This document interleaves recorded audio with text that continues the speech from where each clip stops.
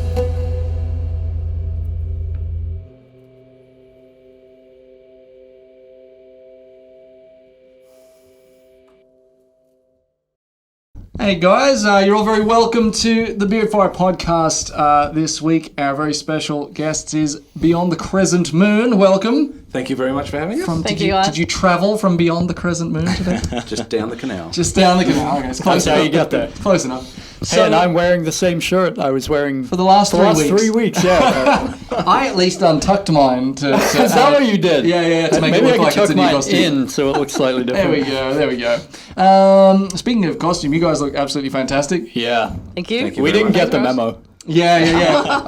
At least I got the all black. Well, except nobody look at my shoes. But you guys, you've just finished a show last night, and you've got an EP in the works. Is it nearly coming done? in the making? Yeah. When's that out? We're looking at the end of the month. Oh wow, okay, fantastic. So the end of September. End of September. Oh my god, already. It's pretty close. Yeah. It is. It's And creeping just to give everyone a bit of a perspective on the very unique and interesting style of music that you guys play, how would you describe it in your own words? In my own words, it would be Middle Eastern metal. Mm-hmm. It's instrumental. There's Yep. no vocals or anything. Mm-hmm. But we've kept a lot of traditional aspects of instrumentation Yeah. in the overall sound. Like the oud is the big giveaway. The big giveaway, yeah. As people will have seen because they'll have just seen the song you did on the oud. Exactly. Yeah. And using the style of strings that are, I guess, used in traditional Arabic music. Cool, as well. man. Yeah. So this is something. I mean, so the obvious question is, how did you guys come at this? Is there a cultural element here, or how did you discover? Well, this project has been in the making for a very long time. Mm-hmm. I can date it back to 2012. Wow. Okay. Yeah. The year that the world was meant to end. Yeah, exactly. Yeah. But didn't. They're the reason. The world was about to end, and then you had the like, wait idea a for this minute. band, and it's like, wait a minute. Beyond the Crescent Moon. I'm going to hang around and see what happens here. Okay. So anyway. But it was a project that developed as a uni project, and then it just went from there. Mm-hmm. And during the time when I was studying at uni, I was also studying the oud as well at the same time. I was lucky enough that my teacher was just literally down the road from the college. Right. Okay. Good. Got some extracurricular. So I was learning the oud, and one of our final year projects was obviously trying to get like a EP together. And I just went, you know what, I'm just going to record everything myself. I'm not going to get any musicians on board. Yeah. I'm going to go myself. And that's where the sound developed from there. I had a friend who is this EP that's coming out, did that originate then? Is it still recording studio, or was redone? It's was been redone, this is the third time it's been redone. Okay, fair enough. So, yeah. Third time lucky. But from where it is now, so it was very over the top, loads of instruments, you know, and now it's all stripped back to just an oud, electric guitar, rhythm guitar, lead guitar, drums with Dean, and bass with Fiona. Yeah, So, amazing. Fantastic. yeah. And it sounds great. I mean, we've had the pleasure of hearing you guys rehearse and pop in and take a few little sneaky videos. It sounds absolutely fantastic. Time signature changes and tempo shifts and all that kind of stuff. Yeah. And weird key signatures. Weird key signatures. Lots of the Phrygians. The Phrygian. The Phrygians in there as well. And in terms of you know, the obviously like there's a clear kind of big metal kind of strain here. You know, this is where you know, Dean as well, double kick drums, all that kind of stuff. How did you guys find each other? Now I know you guys. How did you find Dean? How did you find Dean? That's basically what we're asking. You Throw guys that as well. to you, Dean, because this is. All right, yeah, I mean, this was funny. Yeah, we met about 2 years ago. Yep. We both started a new job at the same time in Harvey Norman. Oh, go Harvey Norman! Go Harvey! I actually have a Harvey Norman story after this. So yeah, no, I started. Then a week later, Steve started, and it was really funny. We had a friend who, well, he became a friend. He obviously knew me, and he saw Steve, and he saw the two of us, and he was like, "You two need to start talking to each other." Yeah. Right? And I'd walk up to him, and I says, "Oh, how's it going? My name's Dean." He goes, "Oh, I'm Steve." And then the other guy was just like, "You start talking about bands and stuff." Have you not talked about metal yet? Like, Come on. what's your favorite band? And we both sort of just looked at each other, and we're just like, let's mess with let's this milk guy. this. And so we're just like, we listen to stuff. What do you listen to? I listen to stuff. Yeah. We went for about 3 weeks talking about anything but music because of this guy. It was so funny. He's trying to be this metal matchmaker. Yeah. But we basically, I mean, we could sort of feel each other out. We knew we listened to the similar sort of music, and eventually start talking about it. He was talking about these songs that he wrote, and that he was looking for a drummer. And I was like, I play drums. And so he was like, "Oh man, do you want to maybe jam sometime?" And so we sort of just went from there. Yeah. Fantastic. We met up, we Absolutely jammed. God, a Harvey Norman romance. That's amazing. Yeah. You'll have to get like one of your songs in a Harvey Norman ad or something. Oh yeah, I think it'll really suit, you know. With the go Harvey Norman. We'll pinch the Harvey Norman hook. Throw it in the song somewhere. Pinch in a Phrygian scale, of course. Of course.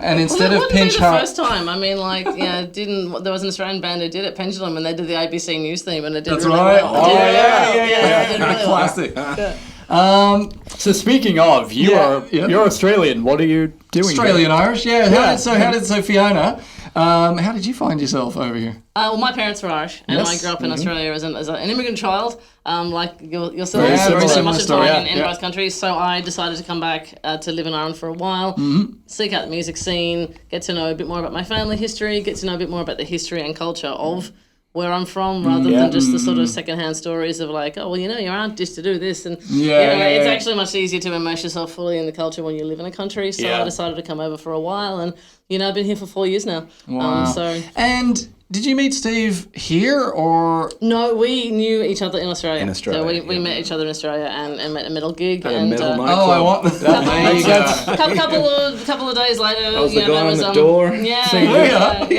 wow, just snuck him over in your baggage when you flew over. Oh, well, I didn't really have to. He had his own way here, so He just transformed into a bat. He was lucky enough to be able to enter on his own passport. Let's put it that way. Excellent. Yeah, nice. Yeah, I stalked her all the way over here. It's a lot easier to get into Ireland than it is into Australia. You can bring pretty much anything here. You can't even bring a banana into Australia. Not really. There's a lot of things that you couldn't bring, actually, and we had to leave behind. Even in Ireland? Yeah, there was a lot really? of certain things. So Steve is a blacksmith by trade. There were certain things that he couldn't bring in because there was Of course Australian. it is, you know, I got my knives. I like the way you just did. I got And my there knives in. was- So the knives were fine. Okay. No, I it's shipped them fine. over. What wasn't fine? Some There was locks or certain types something? of wood Yeah. that you couldn't bring in, certain types of guitars you couldn't I bring still got them in though. I got all my wood in. And Yeah. I ended up selling it to another blacksmith anyway, who was a knife maker. We brought the cat in, that was We got fun. the cat in as well. cat in. This story is way more interesting than I actually probably thought it should get was. it back It now, started but, so normal and then it just like got more devolved in. into like... What couldn't you bring? Certain types of wood you couldn't bring because they'd been treated a certain way, so certain things were Did you not. treat them badly? No. Was it abused wood? Chemical, I yeah, it was scolded abused, them. yeah. You scolded them. Scolded them Oh, too no. harshly. It was petrified, they just didn't Wood humor. Wood humor. Oh, the Wood humor. woodcast. I love it. So in terms of, okay, you guys, you arrived and then you discovered the Irish music scene. Obviously, you got fibbers and places like that. What do you find, with regard to because I'll tell you, growing up as kind of like a, like we were kind of punk kids, and when we in Australia, there was Livid and there was Yeah, it Warped was Tour, everywhere. and there was every band came to Australia, every band that I was into, we were into. And it was great, and I think a lot of the metal bands too make it to Australia. There's a Yeah, great definitely, alternative undercurrent that's really well supported.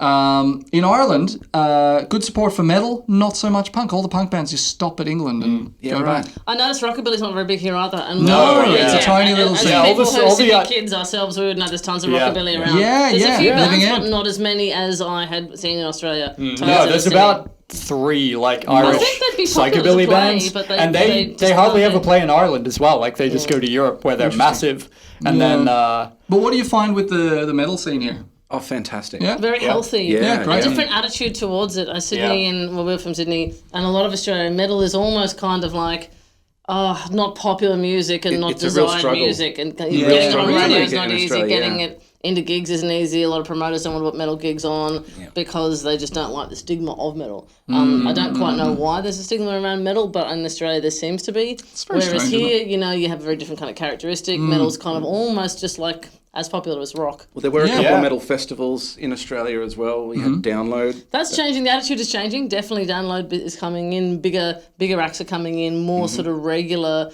smaller venues are booking metal gigs. But I think there's probably some. If there's an attitude to the music, it just sticks, and no one that's always good. knows why. But it all pulls it pulls a crowd anyway. So Yeah, of course. I mean, well, look at.